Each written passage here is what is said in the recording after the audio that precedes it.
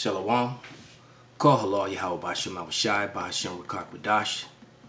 Double honors unto the apostles and the elders of GMS. Salutations to all my fellow laborers, the Akim that do this work in truth and sincerity. The confusion of face joined unto our ranks. To the hopeful elect. To you I say Shalom. All right, to the few Akwaf that are listening and learning. It's going to be another quick lesson.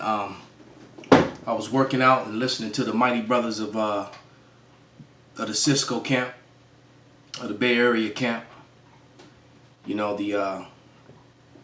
and I was listening to them as I was doing my cardio. You know, staying spiritually fed. You know, you got to be really careful of what you feed your spirit, what you feed your mind. All right. So I often listen to the Akim, you know, different camps, and you know, while I'm doing such, and there's also how you find inspiration or ideas, you know, because we're one body, you know, and the brother said something. Actually, he's not featured in this frame. One of the heads. I forget the brother's name. I apologize. It's because, you know, you don't see Gad or the other brother. But he said something that, and then as I'm doing my cardio, I'm looking at my bookshelf with my books on it.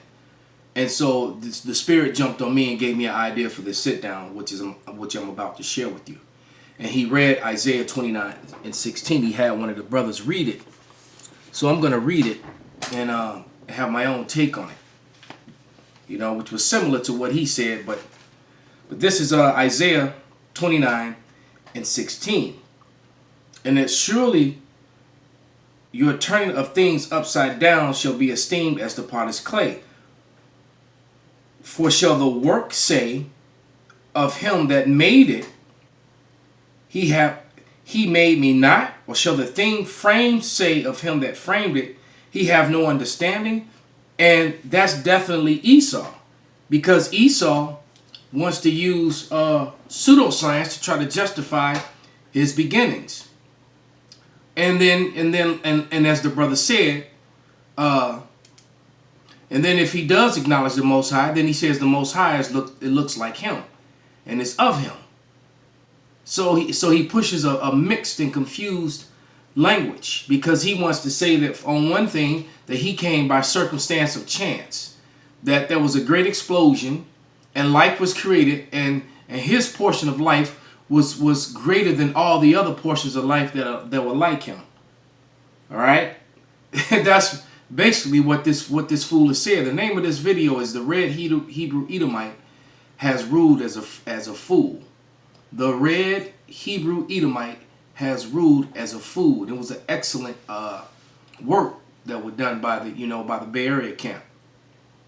All right, this is on GMS San Francisco Bay, SF Bay, CA, California 7. You know, BA, the Bay Area. All right, because these brothers come from all over the Bay to meet up to do this work in the place that they usually teach. In most cases is San Francisco or in that area. I know they used to teach in Berkeley many years back. You know, because I'm familiar with that area, because I actually lived out there for about 10 years, and I spent a lot of time in San Francisco. My aunt used to actually have a house there, and I used to stay at my aunt's a lot to avoid being on the base when I was yet in the military before I got out. I used to stay at my aunt's a lot, but nevertheless, let's get back into this lesson. But Esau, you know, he's basically painting himself up that he's God and that he's the saints and all that sort of thing, which is a bold-faced lie, man. It's just a bold-faced lie. Then he created pseudoscience to try and defend his lies. So, you know, it's like if this man was really all that, first of all, you lie about who you are, and then you create false science to try to justify your lies. You know, it's like when does it end? Well, I'm gonna tell you, it's gonna end soon. And you know, it was all that stink about, you know, this editorial or this story that's coming out about the Black Vikings, and Esau's all in the uproar that, you know, that the History Channel, I believe it is, or is going to do this series on how the original Swedes were and the Danes were black. Well, history tells you that. All right, just because when you got printing presses and printed books and printed yourself as the Vikings, wrote yourself as the Vikings, hell, that, you know, the cat's out the bag with Benjamin Franklin's, one of the founders of America, with his letter describing the people of Sweden, of France, of Russia, you know, and many other places of Germany as black in 1751. The dark-skinned Negro man was still in rulership. They hadn't been knocked out of rulership. The only thing they had fully lost at that time was Portugal and Spain, right? Portugal and Spain was fully being ruled by Edomites, you know, at that time. Because the transatlantic slave trade, which started out of Portugal and Spain, had been on its way a couple of hundred years. You know? But this is a copy of Africa's Presence in Early Europe by Ivan van Sertima. All right, that's this book right here. Okay, by Ivan van Sertima. All right, and this is page 239, and it's an image of the Yellowstone. All right, and I'm gonna read it through the camera. Figure 8, a dark-skinned, woolly-haired, prominent individual from a 10th century AD Danish stone motif. Source, where it comes from, the Vikings. Old Madison, 1976, page 63. All right? So just because you have all these television shows playing on HBO and Showtime, showing you all these Edomite men and women as the Vikings, that's just your Edomite superiority, your complete and total lies, man. You believe in your forefathers, you've inherited lies, and now we're living in the day and age, the moments where your lies are being brought down and destroyed. This book, I paid maybe $20 for it? All right? About $20 for this book 10 years ago, man. That book now goes for about $600. About $600, man. So every time we use a book to bring out truth, they jack the price up on it. This is the book of Jeremiah, the 16th chapter and verse 19. I know it's 16 and 19. And it reads, O Yahweh, my strength and my fortress and my refuge in the day of affliction. The Gentiles shall come unto thee from the ends of the earth, and they shall say, surely our fathers have inherited lies, vanity and things wherein there is no profit. So you Edomites have inherited lies of your forefathers, trying to propagate, using propaganda to lie about who you are and make you great when you're not. Just look at the sports world, man. All right? And the only sport that Esau really has dominated it is in hockey. And if I'm not mistaken, then that comes from like Sweden or Danes or somewhere around there. And guess who the Swedes and the Danes originally were? Not you. So all you got to do is to see the gods of the earth, which means power, nothing more. The powers of the earth, even in our weakened state, are far greater than you. You know, I watched the video that the beloved brother Barra did on Zion Williamson, man.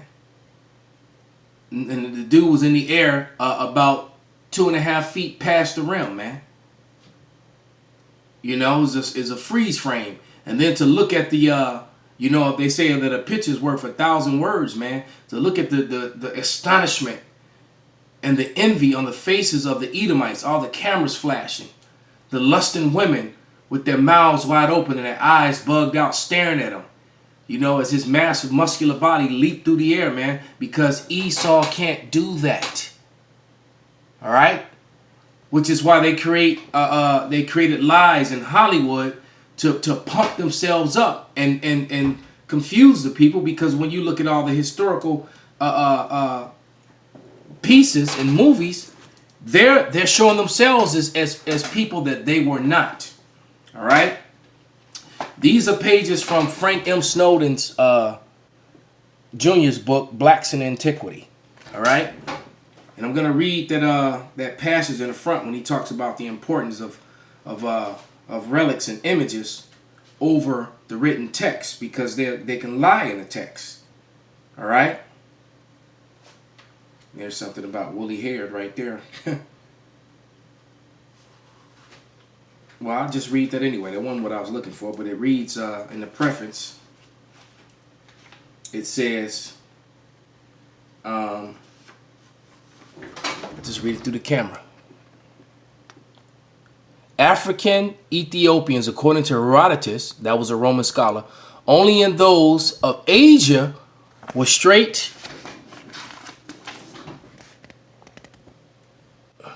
haired, and those of Africa the most woolly haired of all men. And then I even got scriptures where it talks about woolly, and the woolly hair by definition tells you that it's a Negro. All right, numerous Negroes, representation of Negroes depicted in classical. See, look, you can't get around the truth, man. Here we go. Let's read this. It says, even though some early archaeologists foresaw the significance of archaeological evidence, scholars have not always related properly the literary notices and archaeological that word materials. So the relics is what tells a story and tells the truth about who was a ruling class people at particular time periods, etc., because ruling class people don't make statues of their slaves. And there's way too many images all throughout, Europe of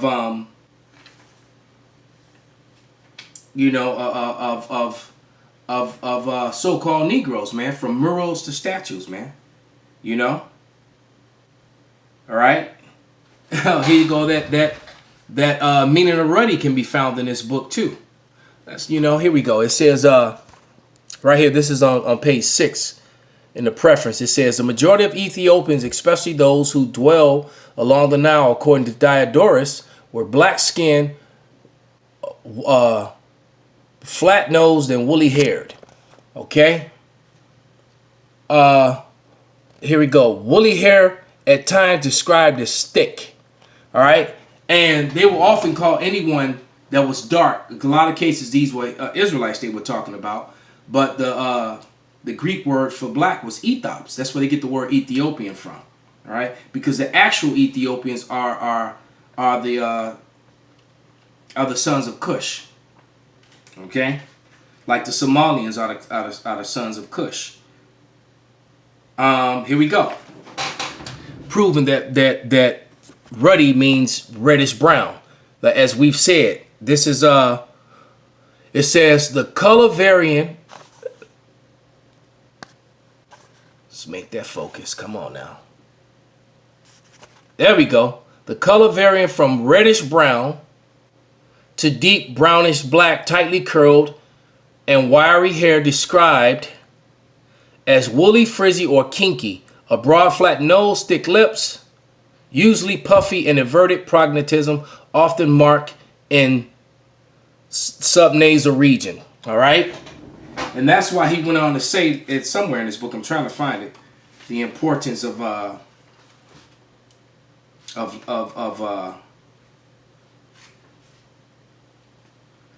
the archaeology versus the written text. I'm trying to find that saying, because it tells a story that the authors leave out, and when it's talking about Esau and their approach to history, because like I said, they ruling class people don't make statues, portraits, and murals of their slaves, man. So that means that when you see all these dark images, these were people of influence and people in positions of power, and were the ruling class people in a lot of cases. All right. It even refers to the darkness of Memnon. All right, which was a Greek, and that he was dark as night and ruddy. So he was that dark reddish brown, ruddy color, man. You know, it says that in this book. And you know, he breaks that down. And for some reason, I can't seem to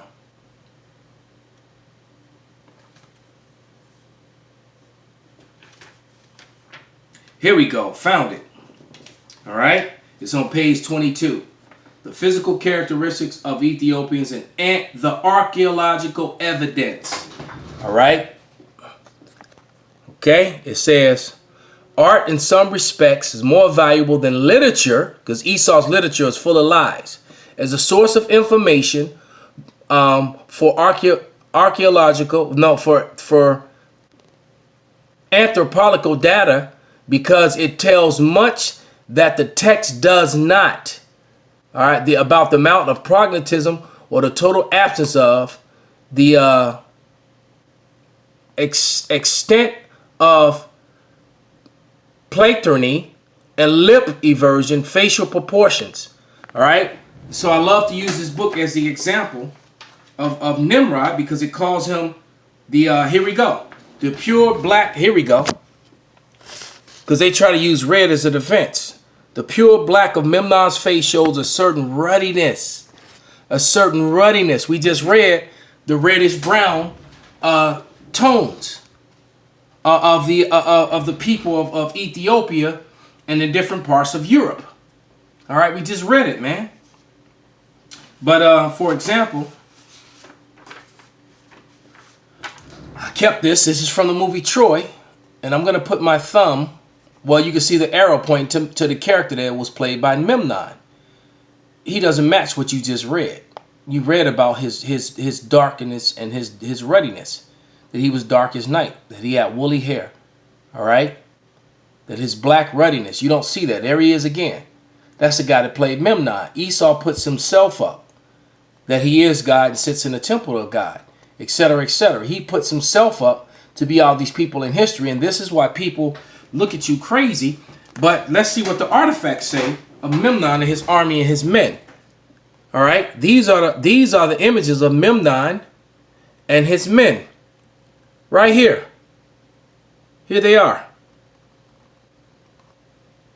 All right. It says detail of the heads of Memnon and Negroes. There they are, man. The relics tell a story that the text does not. All right. Why? Because Esau has inherited lies. And I'm going to show you some more from this book, but let me grab a couple more scriptures real quick. This is Isaiah 25 and 7. And it reads, and he will destroy in this mountain, the face of the covering cast over all people, and the veil that is spread over all nations. Esau spread a covering over the nations and a veil, and confused the people as to who's who. And he took a lot of dark nations and said that they were white. Just like when you go to some of these biblically based nation charts, it's going to give you all European nations as the 12 tribes. All right? And it's funny how those same European nations on paper deny the Jewish people, but in private and in government they work together, right? Because Christianity and Judaism are in complete opposition of one another, all right?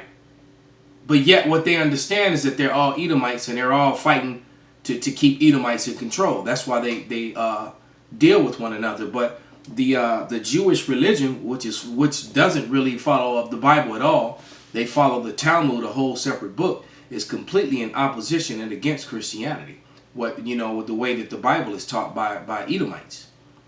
They don't believe in Cesare Borgia, which is white Jesus, because you got to remember Cesare Borgia's face was put up as the image of who the world ignorantly calls Jesus Christ, and is still used to this day. All right, but let me show you some more things in this book. Read a couple more scriptures and we'll close this lesson out. But when you start on this page right here, I'm just going to flip through it. This is a page from page 221. These are relics that are found all over Europe from the 5th century up. And like I said, slaves, and according to Esau, they weren't there anyway, but they have to explain this, because this is left out of your schools. All right, and then they try to purposely knock the noses and the lips off to try to hide it, but they couldn't. The Black King, that was some guy in Ethiopia. They keep calling them Ethiopians, and a lot of them were Israelites. But these were images. This was all in Greece, all over Greece. Okay, that's where these images came from. That's him up close. It's clear beyond a shadow of a doubt. There's a Negro riding on a war elephant, man. You can't get around that, right? As much as they'd like to. Same way that then they show you Augustus, and right was Augustus was these guys. Okay, was those guys. They call them prisoners. All right. Then you had these guys. It's just so much evidence. All right. Now these are images of Septimius Severus and some of his men. Those are clearly Negroes, man. Those became your new Roman emperors and warriors and rulers. All right, when Rome fell, all those Negroes that were in their armies rose up and took over and became the new emperors. They leave this history out. All right, see if we can get some of that. It says, this is on the bottom there, waiting for it to focus. Negroid soldier on the ark of Septimius Severus. Come on, man, focus. It's trying to focus. There we go.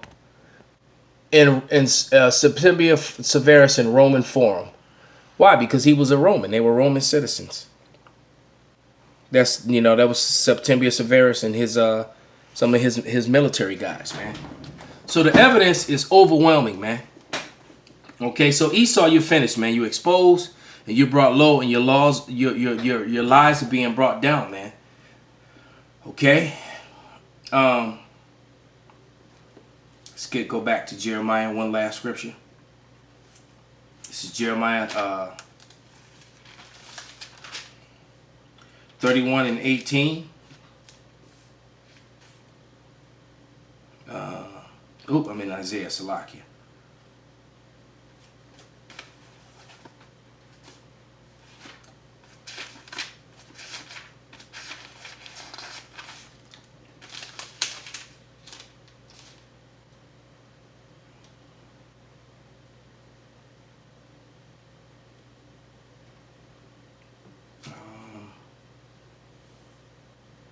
Or was it 18 and 31? I just read that scripture. But it's something to the effect that Esau's lies must be stopped. Okay?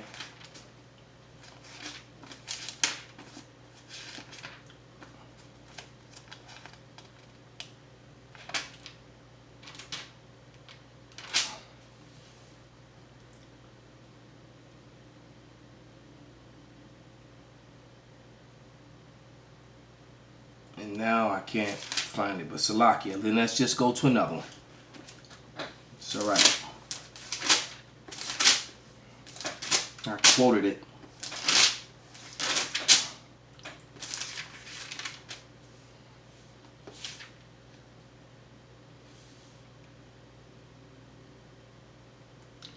It's 31.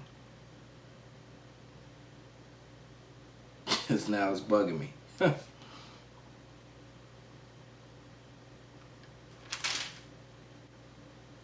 That's okay. We'll just go to this one. Because Esau is going to be punished for what he's done, man. All right, this is 1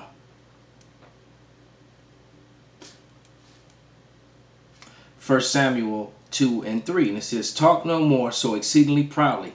Let not arrogancy come out of your mouth, for Yahweh is a power of knowledge, and by him actions are weighed. All right, so your arrogancy and your lies are no more. And the matters of what you've done are heavy, and the weight of them is going to bring you to your destruction. So with that, I hope this was an edifying lesson. Call halal Yahweh by Shem Abishai by Shem Rakak Badash. Wa Abba Babal.